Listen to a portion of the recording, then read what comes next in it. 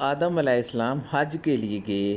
ایک روز قابیل نے حابیل کے بکری خانے میں جا کر دیکھا اور وہ منگل کا دن تھا۔ حابیل اس میں سویا ہوا تھا۔ قابیل کو فکر ہوئی کہ اس کو کسی طرح مار ڈالوں۔ تب شیطان نے ایک پتھر زمین سے اٹھا کر سانپ کو دے مارا اور پھر وہاں سے غائب ہو گیا۔ تب قابیل نے ابلیس سے تعلیم پا کر ایک پتھر حابیل کے سر پر دے مارا اور خدا کی نگاہ میں گناہ گار ہوا۔ جس زمین پر لہو گرا، زمین میں یہ جذب ہو گیا۔ بحکم خدا اللہ تعالیٰ نے 2 کوے زمین پر بھیجے۔ وہ دونوں آپس میں لڑ پڑے اور ایک کوے نے دوسرے کوے کو مار ڈالا۔ بعض روایت میں ہے دوسرے کوے نے زمین کو کھود کر مرے ہوئے کوے کو اس میں ڈال کر اس پر مٹی ڈال دی اور کوا چلا گیا۔ سورۃ مائدہ کی تفسیر میں ہے کہ حابیل کی موت سے پہلے کبھی کوئی نہیں مرا تھا۔ قابیل حابیل کی لاش کو لے کر کئی روز تک پھرتا رہا کہ اس کا کیا کرنا چاہیے۔ تب اللہ تعالیٰ نے 2 کوے بھیجے۔ ایک نے دوسرے کو مار کر بحکم الہی زمین میں دفن کیا۔ تب قابیل نے بھی حابیل کو زمین کھود کر دفن کر دیا اور اس پر مٹی ڈال دی۔ قابیل نے دیکھا کہ اگر اس کی باڈی اسی طرح پڑی رہے گی تو لوگوں کو پتہ چل جائے گا۔ قابیل نے کوے کو دوسرے کوے کا خیر خواہ دیکھا تو اپنے کیے پر پریشان ہو گیا۔ قابیل حابیل کو دفن کر کے بعد میں واپس جانے لگا تو اسی وقت جناب باری تعالیٰ سے آواز آئی، اے زمین تم قابیل کو داب لو۔ تب حکم خدا زمین نے زانوں تک قابیل کو داب لیا۔ قابیل نے رو کر آسمان کی طرف منہ کر کے کہا، اے باری تعالیٰ، ابلیس نے بھی تیرا حکم نہیں مانا تھا، پھر اس کو بھی زمین میں داب لیتے۔ آواز آئی، اے ملعون، ابلیس نے اپنے بھائی کو قتل نہیں کیا تھا۔ پھر قابیل بولا، میرا بھائی بھی گندم کھا کر عاصی ہوا تھا، اس کو بھی زمین میں دفن کر دیتے۔ پھر جناب باری تعالیٰ سے آواز آئی کہ اس نے کسی کو قتل نہیں کیا تھا۔ پھر قابیل کو سینے تک زمین نے داب لیا۔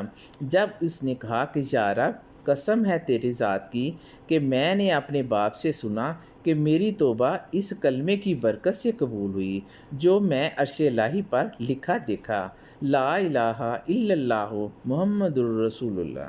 اس کلمے کی برکت سے میرے گناہ بخش دے۔ پھر ندا آئی، اے زمین اس کو چھوڑ دو۔ تب اس نے چھوڑ دیا۔ اس کے بعد اللہ تعالیٰ نے ایک فرشتے کو سوار کی صورت میں قابیل کے پاس بھیجا۔ پھر اللہ تعالیٰ نے اس کو نیزے سے مارا۔ اللہ تعالیٰ نے اس کو پھر زندہ کیا، پھر مارا، پھر زندہ کیا، پھر مارا، اور یہی حال قیامت تک اس کا رہے گا۔ جب مکہ سے آدم علیہ السلام واپس تشریف لائے، حابیل کی بہت تلاش کی مگر نہ ملا۔ بعد میں حضرت آدم علیہ السلام لوگوں سے پوچھنے لگے۔ کسی نے جواب دیا، کچھ دن سے معلوم ہی کہاں ہے۔ بعض حضرت آدم علیہ السلام نے کھانا پینا سونا سب ترک کر دیا اور شب و روز ان کے غم و فکر میں رہتے۔ ایک روز صبح خواب میں دیکھا کہ حابیل اپنے باپ کو پکارتا ہے، اے میرے باپ، اے میرے باپ، اے میرے باپ۔ حضرت آدم علیہ السلام گھبرا کر اٹھے اور زار و قطار رونے لگے۔ اسی وقت جبرائیل علیہ السلام نازل ہوئے اور حضرت آدم علیہ السلام جبرائیل سے کہنے لگے، ہم حابیل کی قبر دیکھنا چاہتے ہیں، قابیل سے ہم تنگ ہیں۔ جبرائیل علیہ السلام نے کہا، آپ نہ روئیں، اللہ تعالیٰ اس سے تنگ ہیں۔ تب حضرت جبرائیل علیہ السلام ان کو قبر پر لے گئے۔ حضرت آدم علیہ السلام نے کہا کہ اگر قابیل حابیل کو مارتا تو خون اس کا یہاں گرتا۔ حضرت جبرائیل علیہ السلام نے فرمایا کہ حابیل کا خون زمین نے کھینچ لیا ہے۔ تب حضرت آدم علیہ السلام نے کہا کہ لعنت ہے اس زمین پر جس نے میرے بیٹے کا خون پی لیا۔ حضرت آدم علیہ السلام کی بات سن کر زمین نے خون اگل دیا۔ یہ دیکھ کر حضرت آدم علیہ السلام اور اماں حوا نے قبر کھود کر اس سے نکالا، دیکھا کہ مغز نکلا ہوا ہے اور خون سے آلودہ ہے۔ حضرت آدم علیہ السلام اماں حوا یہ دیکھ کر بہت روئے اور ان کے رونے سے آسمان کے فرشتے بھی روئے۔ آخر کار حضرت آدم علیہ السلام حابیل کی لاش کو تابوت میں بند کر کے گھر لے آئے۔ حضرت ابن عباس رضی اللہ تعالیٰ عنہ سے روایت ہے کہ حضرت آدم علیہ السلام نے 40 روز تک اس تابوت کو سارے شہر کے گرد گھمایا۔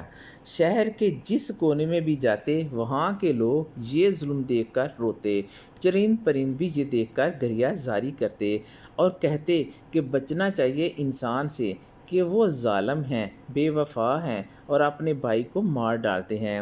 اس کے بعد حضرت آدم علیہ السلام نے حابیل کو گھر لا کر دفن کر دیا، اور اس وقت ان کے فرزند 120 تھے، اور اس وقت سوائے حابیل کے کوئی بھی نہیں مرا تھا۔ حضرت آدم علیہ السلام کے دوسرے بیٹوں نے اپنے باپ سے کہا کہ ہمیں کچھ پیسے چاہیے تجارت کرنے کے لیے۔ تب حضرت جبرائیل علیہ السلام آئے اور انہوں نے ایک مٹھی سونا اور ایک مٹھی چاندی لا دی۔ حضرت آدم علیہ السلام نے فرمایا کہ اتنی چاندی اور سونے کا کیا ہوگا؟ یہ چاندی سونا تجارت کے لیے کم ہے۔ غیب سے آواز آئی، اس سونے چاندی کو پہاڑوں پر لے جا کر پھیلا دو تاکہ یہ ضرورت کے مطابق وہاں سے سونا چاندی لے کر کاروبار کر سکیں، تو یہ سونا چاندی قیامت تک ختم نہیں ہوگی۔ 1000 سال کے بعد حضرت آدم علیہ السلام بیمار ہوئے اور بیٹوں سے مختلف قسم کے میووں کی فرمائش کی۔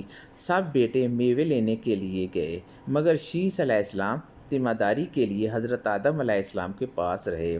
جب بیٹوں کے آنے میں تاخیر ہوئی تو حضرت شیث علیہ السلام کو حضرت آدم علیہ السلام نے فرمایا کہ تو پہاڑ میں جا کر دعا مانگ، تو اللہ تعالیٰ تیری دعا کی برکت سے میرے لیے برکت بھیجے گا۔